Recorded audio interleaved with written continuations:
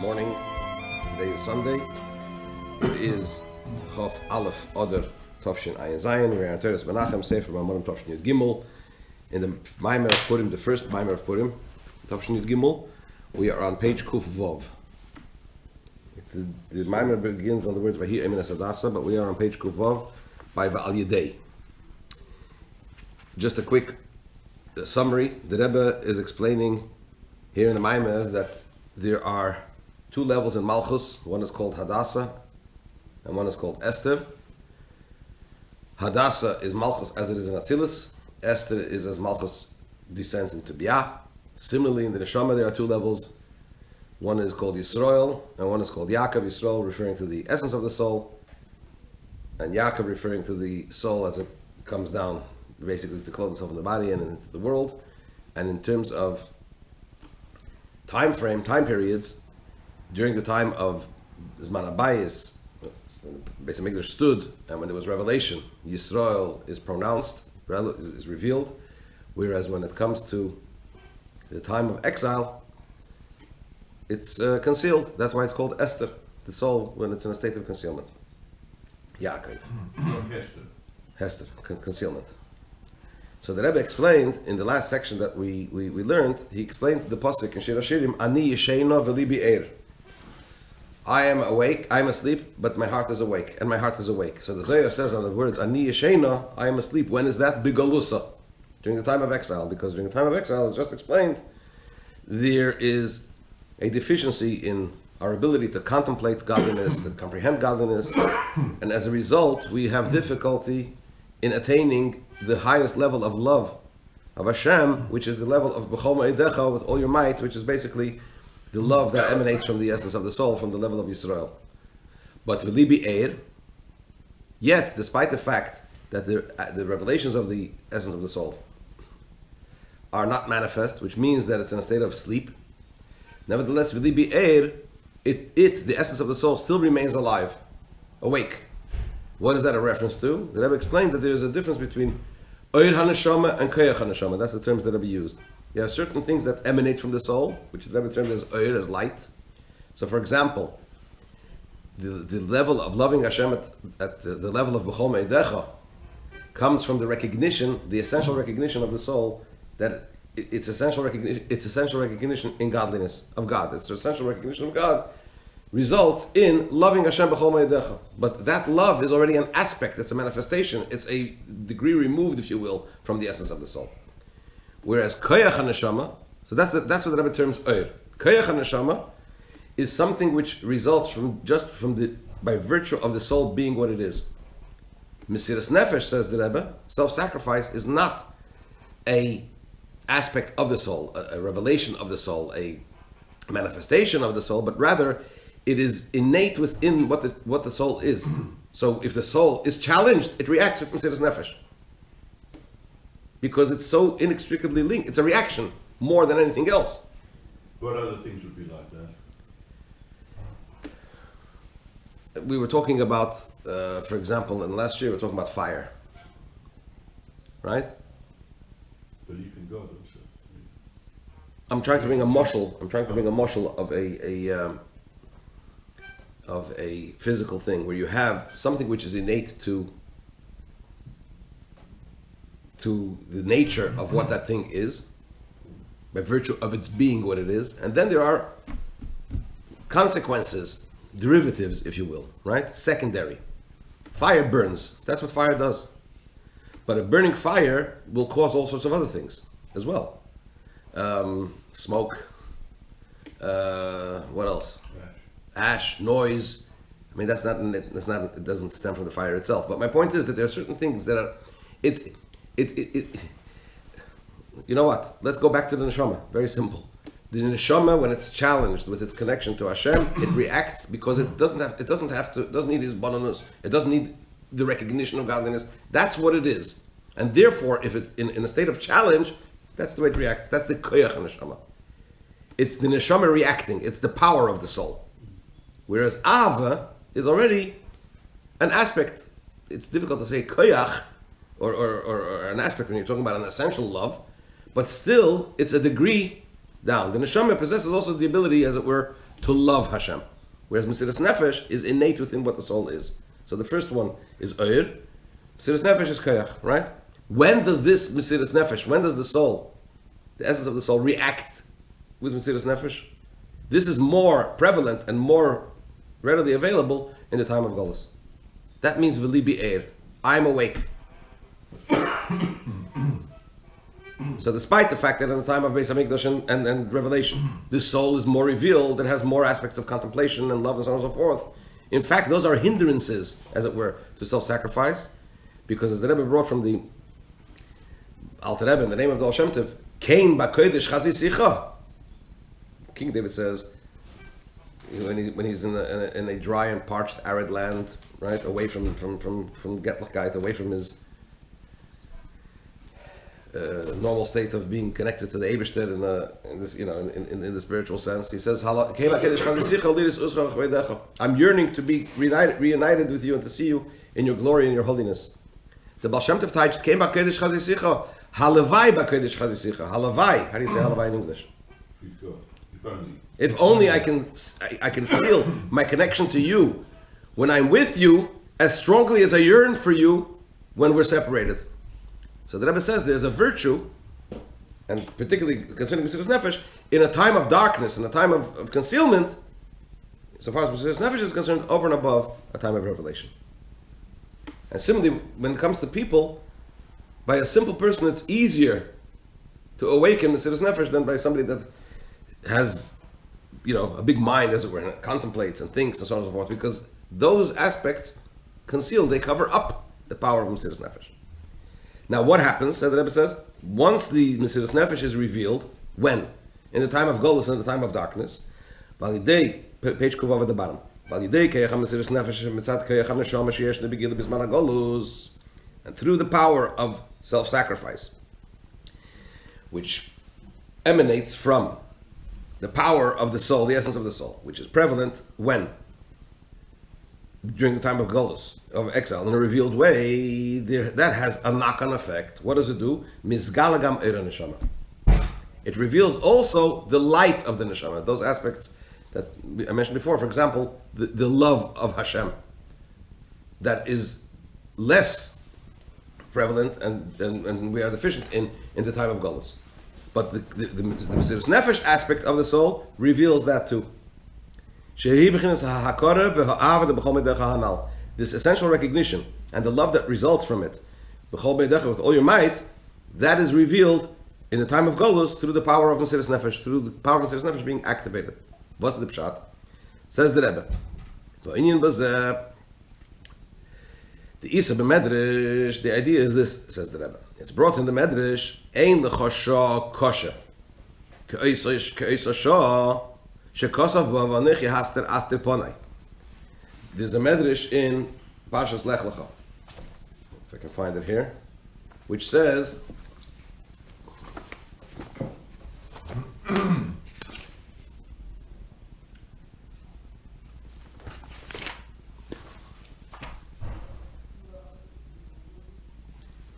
it's a pasuk in Yeshaya. The verse in Yeshaya says, "V'chikisi laHashem hamaster ponov mibeis Yaakov." I await Hashem who conceals his face from the house of Jacob. That's the pasuk. So the Medrash takes issue, points out the way, the correlation of the two words. V'chikisi laHashem, I await Hashem, hamaster ponov, who hides his face. Right? So from this, the Medrash implies that the fact that Hashem is concealing his face, that causes Yeshaya to proclaim, I await Hashem. Which seems to be a contradiction in terms. If Hashem is concealed, so what are you waiting for? And not only waiting, as the Rebbe is going to point out, there are different ways of saying waiting. Right? You could say, I'm hoping. Vikivisi. Right? Kavi al Hashem. You hope. Chikisi means I anticipate. Imagine this. Imagine you know that an important guest is arriving to your home to visit. So often you'll go out and you'll stand by the door and await the arrival of the guest, as it were. Chikisi implies that you're expecting something to happen. Right? So if you're expecting Hashem, so how does it work with Hamaster Podov? It's him being concealed, right? Says the Medrash. There's no harsher time, more difficult time, than the time concerning which it is written in the Pasuk, and I will hide my face. Hashem says, I will hide my face from the Jewish people. Says the Medrash, and together with this, it is specifically from that time, from that situation, that I am expecting Hashem to be revealed. Shenemar, as it says in the verse that I've just quoted from Yeshaya, I will await Hashem who conceals his face. I will await his revelation. What does that mean? Says the Rebbe like this: when the verse says I await, and it doesn't say I hope, right? This is similar to the expression in the Zohar, leman de dochkin b'mile de chuchmasa, to those who toil hard, very, very, very strongly in matters of wisdom, meaning Torah, I will make available for those that hope for him. There's a pasuk which says, let me try to find the Zohar. This is from the Zohar. Here we go. Again, a pasuk in Yeshaya, right? The first one I just mentioned, the Chikis Lavayim Chakel, is in Yeshaya 8. This is in Yeshaya 64. It says over there, Ayin le'roasa elikim zulasecha. Eye hasn't seen you, God. Besides you, Yasala machakele. He will do this, he will make this for those that await him. Says the Zohar, Maila machakele. What does it mean to those who await him? Kemodat Omar. This is similar to that which says in Eve, Chikas Eve b'dvarim, ve'ilin inun dedachkin l'mil dechochmasa. This is a reference to those that toil very hard in matters of wisdom, meaning to say Torah. So, in brief, there's a mimer of the Rebbe Rashab in Tafresh Samach Vov. I think it's the second mimer. It starts on the word Zayim Tchilas Masecha, where he elaborates very strongly on this idea of Ayin Leiros Elikim Zulasecha Yasa Lemachakele. The Gemara says in Sanhedrin, what does it mean? Ayin Leiros Elikim. What is it reference to?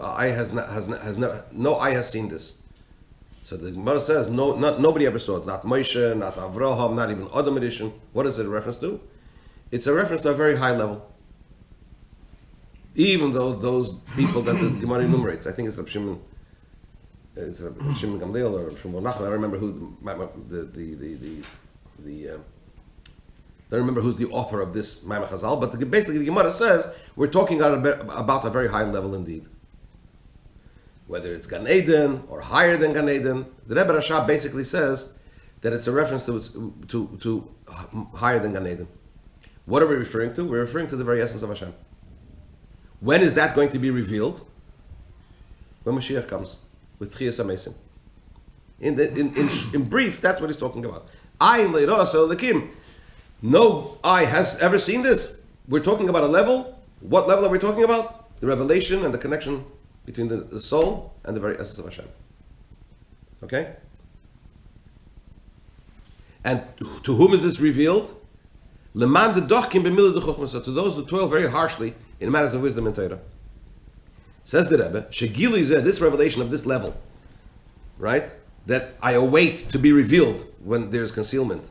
Or as the Zohar says, or as is indicated in the verse, Ayin leiros elikim, Gili zehu l'maylim ha'gili de Gan Eden. It's higher than the revelation that is in Gan Eden, in heaven, in the Garden of Eden, u'l'maylim ha'ishtalshlus, and beyond the chain order of creation. A level which is going to be revealed only when Mashiach comes. Mashiach hasn't ever yet come. Even in the Beis HaMikdash and so on and so forth, even in the highest, greatest tzaddikim, haven't attained this level of revelation. The Gilu Zeh, this revelation, Nasa Dafke Al De Mesiras Nefesh. How does this come about? The revelation of this level, the attainment of this level, is accomplished specifically through serving Hashem with Mesiras Nefesh, the self-sacrifice, and through serving Hashem through the avodah of tests. When do we have tests and challenges? Bisman HaGolos, in the time of exile. Another couple of lines. As we know, the difference between serving Hashem through refinement and serving Hashem through tests, right? As we know, Avodas HaBirurim means working with aspects of Gashmis of the material world and to lift them into Kedusha, into holiness. What's a test? The test is of a different nature completely. Serving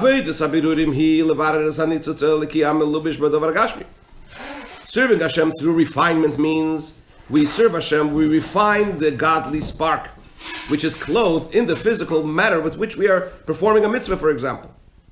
So you're working with the material, with the physical thing, and drawing out of it the godly spark that's in it and lifting it.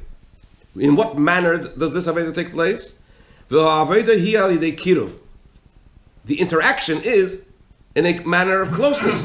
You're interacting. We are interacting with that matter. This is not the case when we talk about serving Hashem through tests.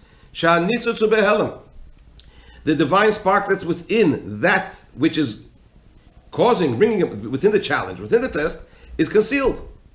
For although that even in a test and in a challenge there is also a godly spark. How do we know that? Because it exists. If it exists, it must have a godly energy, a godly spark in it. Nevertheless, in what manner does the spark exist in that challenge, the godly spark, the godly energy? In a manner of, it is extinguished.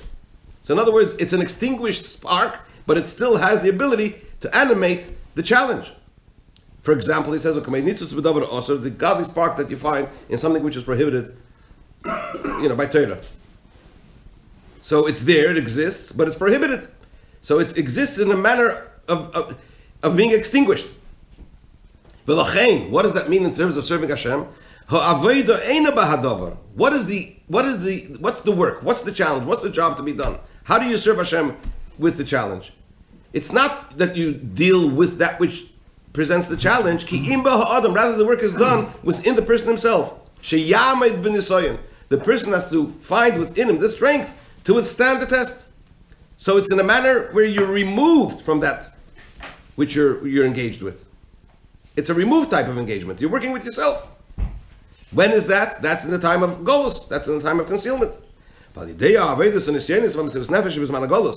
Through serving Hashem, by withstanding tests and through self-sacrifice that we have in the time of exile, which emanates from the essence of the soul, as we mentioned before, this is the koyach haneshama rather than the eir haneshama. This has the knock-on effect of revealing also the light, the essential light of the soul of the neshama, which is what is mentioned before. This reveals also the love with all your might, which emanates from this essential recognition of the essence of the essence of the essence of the soul, but the very essence of Hashem. Continue this tomorrow.